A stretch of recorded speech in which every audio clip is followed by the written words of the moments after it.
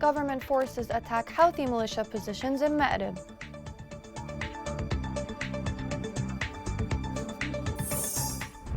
Joint forces defend Houthi rebels' fires in Hodeidah.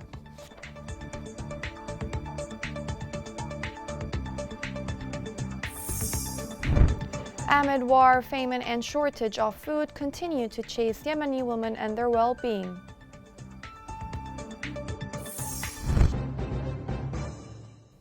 Welcome to Yemen Today TV. This is the English news with me, Shaza Abdelbei.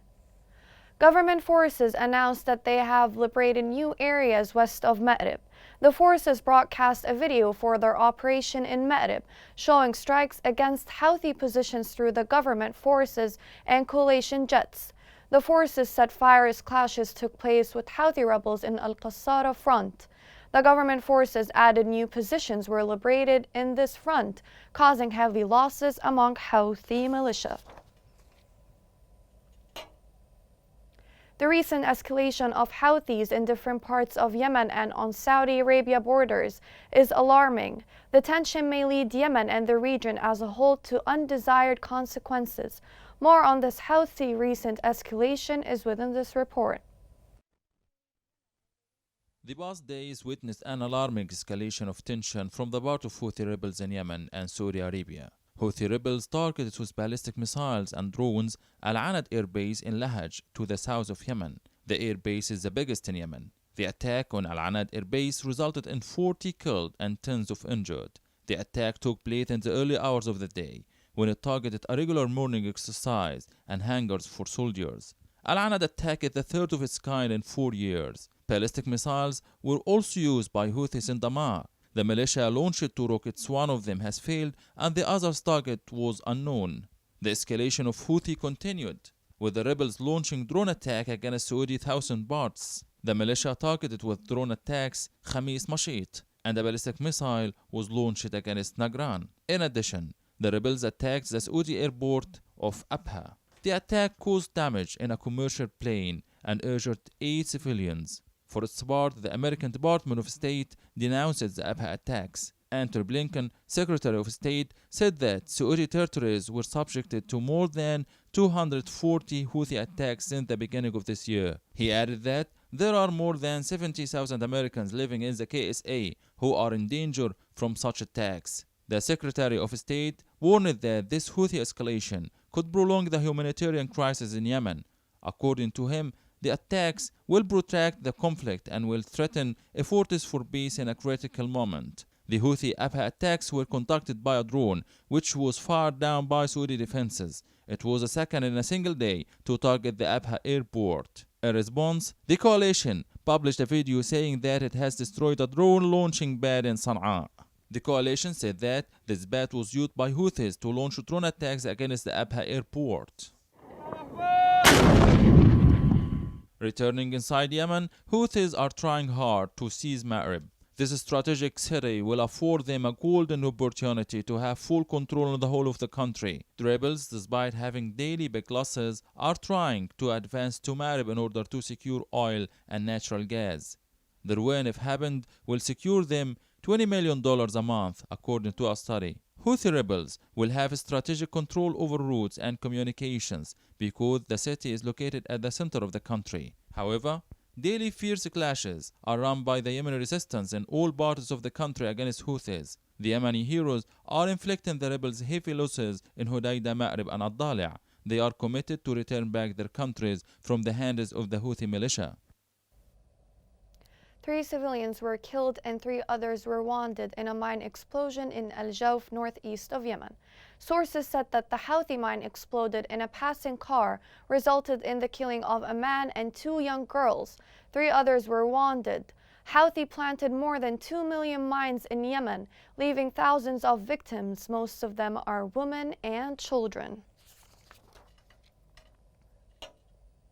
Recent reports from UNICEF have warned that Houthi rebels, since seizing power, have stopped more than 30% of girls from education in their controlled areas. This report has more on this story.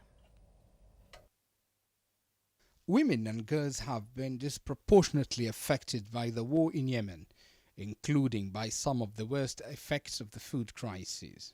1.1 million pregnant or lactating women suffered from acute malnourishment in 2018. Evidence from humanitarian crises globally shows that when food is scarce, women often sacrifice their own meals to allow their family members to eat, further increasing the risk they face. Women and children also account for roughly 75% of those displaced in Yemen. Amongst this group, female-headed households are at some of the greatest risk of food insecurity.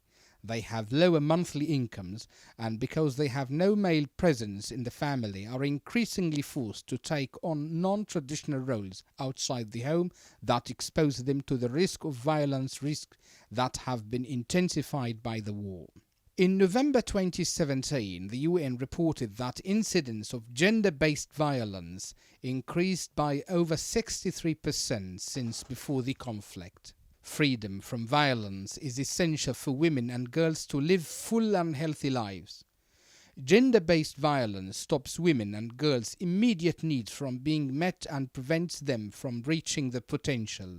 This reality is clearly illustrated in Yemen, where even women with a male in the family are increasingly cut off from the essential services. Staff from Al-Hakim, a Yemeni women's organization, told us, movement restrictions were part of women's reality, but it is now exacerbated as men want to protect women from the risks of gender-based violence at checkpoints in order to preserve their honor. The desperation created by the crisis is also contributing to rising numbers of child marriages. More than 2/3 of girls are married before the age of 18, compared to 50% before the crisis began. Child marriage is often a coping mechanism for families because they believe a husband's family can offer better protection or because it can raise dowry payments to cope with conflict-related hardship. Yet, the risks of child, early or forced marriage are well established. These women and girls have children earlier and more frequently and face higher risks of pregnancy-related injuries and death in childbirth. Despite the serious and potentially life-threatening consequences of gender-based violence and poor health services access for women, these sectors suffered major funding shortfalls. As funding levels declined in September 2019, United Nations Population Fund warned over 1 million Yemeni women need funds now, or they will lose access to life-saving reproductive health services, putting their lives and those of their babies at risk. In Hodeidah, joint forces defended Houthi fires as they renewed shelling civilian houses south of the city. According to local sources, residential villages were bombarded with mortar shells and heavy weapons in Al-Jah and Bayt al-Faqih, causing fear and panic among civilians. Meanwhile, joint forces managed to inflict casualties among the militia members in the Kilo 16th area. To Taiz, 4 Houthi militants were killed in 2 separate operations conducted by the government forces. Taiz media center said that 2 Houthi members were killed in a successful operation in Al-Dabab front. The center added that 2 other Houthi militants were killed and others wounded during a penetration operation by the government forces into their positions to the north of the city. Houthi rebels shelled the eastern and northern parts of Taiz. Our correspondent in Taiz said that the Houthi artillery shelled the residential areas with heavy fires. The shelling came after clashes with government forces in the northern and eastern areas of the city.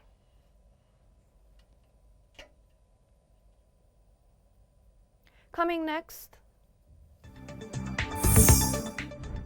Houthis continue their mad war against Yemenis and crack down artists and singers.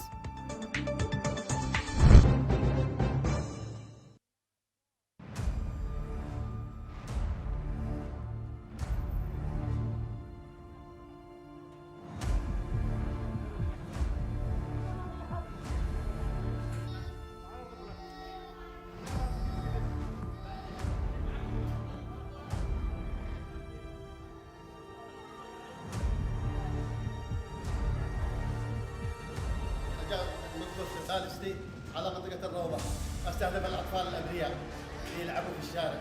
يدعي للسلام يقول له للسلام يقتل أطفالنا، يقتل أطفالنا الأبرياء. أنا قلت افتجعت ولا أقول معي يقع واحد صاروخ ثاني، طلعت البيت حقنا. عشان ألعب أنا وأصحابي والصاروخ انطرح.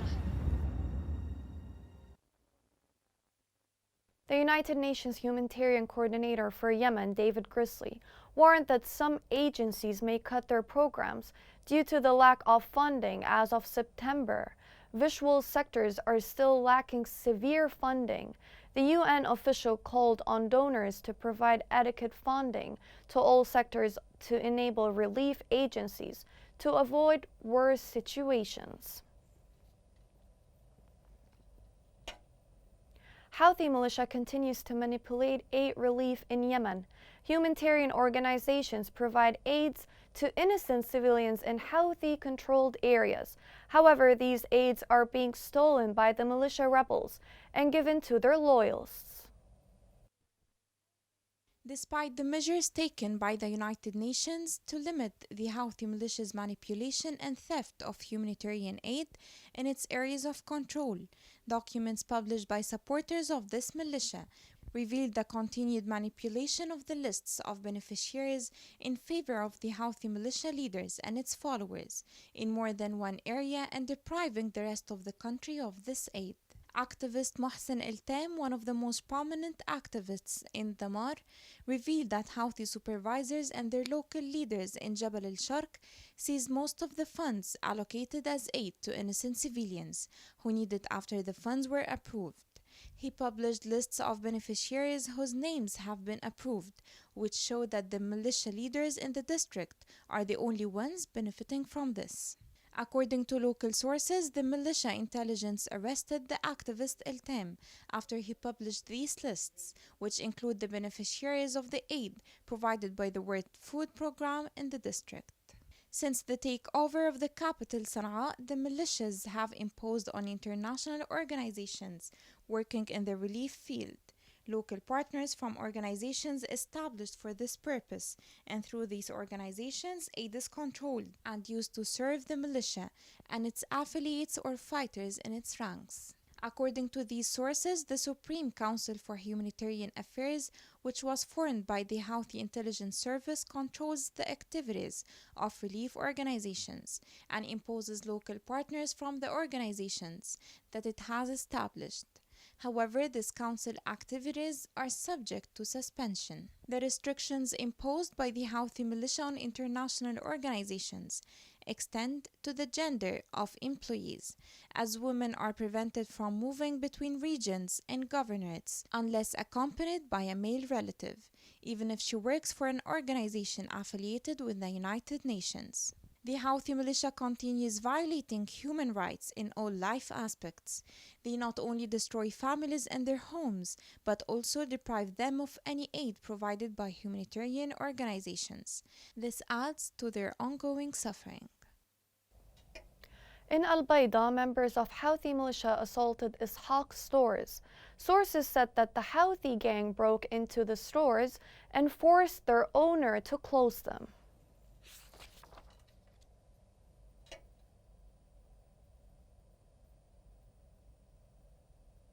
Further, it was reported that the Houthi militia kidnapped dozens of shop owners in Ib. The move taken by the rebels came after shop owners demanded a dismissal of a Houthi official. The Houthi official raised the rent for the shop owners in order to force them to hand the shops over to Houthi loyalists. Sources in the University of Ib said that the members of Houthi militia assaulted female students in the Faculty of Medicine. The sources indicated that the Houthi members attacked the students after they set a party for one of their classmates. Additionally, it was reported that the Houthi attacked the deputy chef of the Faculty of Medicine.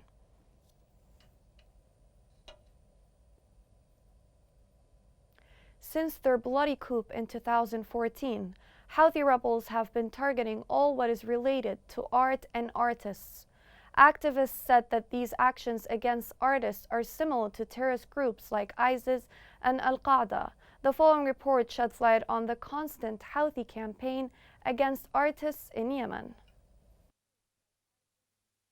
In their constant campaign against art and artists, the Houthi militia raided a wedding party in the capital Sana'a and kidnapped a singer who was performing in the party. Activists on social media reported that the militia stormed the capital hall in Sana'a, kidnapped the singer Asil Ali Abu Bakr, and took him to the police station. Those activists accused the Houthi leading member, called Muhsin al-Saqaf, of kidnapping the singer Asil. The incident sparked widespread criticism and popular resentment amid calls for the singer's release. In the same context, the Houthi militia had previously detained the famous singer Fuad al-Kibsi and confiscated all his musical instruments, including the lute or oud, while he was on his way back to Sana'a after performing in a wedding party in Hudaydah.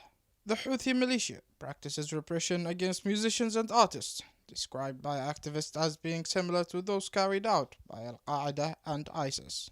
These assaults comes after the militia had issued a circular banning singers from attending events and weddings that take place in Sana'a and areas controlled by the militias. Also, the militia prevented festivals and musical concerts in public places, as several Yemeni cities witnessed cases of attacks by Houthi militants on civilians at weddings and university graduation parties.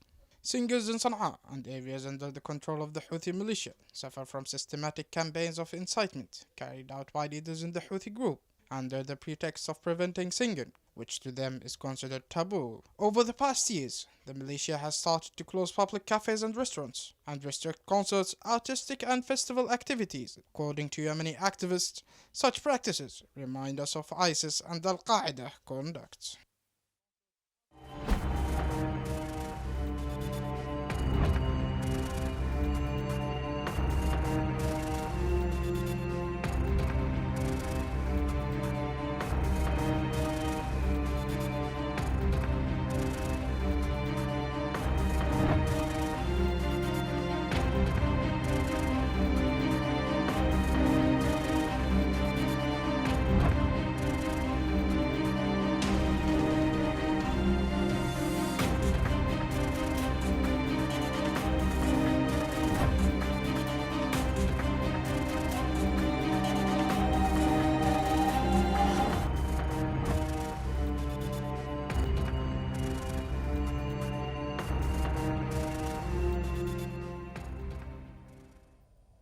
The National Committee Against Coronavirus announced the registration of 31 new cases of the epidemic in 7 governorates. Committee officials said on Twitter that 13 cases were recorded in Hadramaut, 7 in Aden, 4 in Taiz, 2 in Ma'rib, 2 in Shabwa, 2 in Al-Dala, and 1 in Al-Mahra. Also, 8 deaths were documented, 6 in Hadramaut, 2 in Taiz, plus 34 recovered cases, 19 in Aden, 12 in Hadramaut, and 3 in Taiz. With the current updates, the total confirmed cases are 7,900, including 1,480 deaths and 4,871 cases of recovery. Here's a reminder of the main headlines. Government forces attack Houthi militia positions in Ma'rib.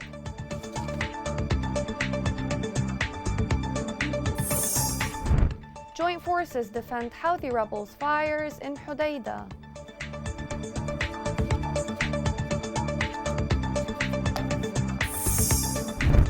Amid war, famine, and shortage of food continue to chase Yemeni women and their well-being.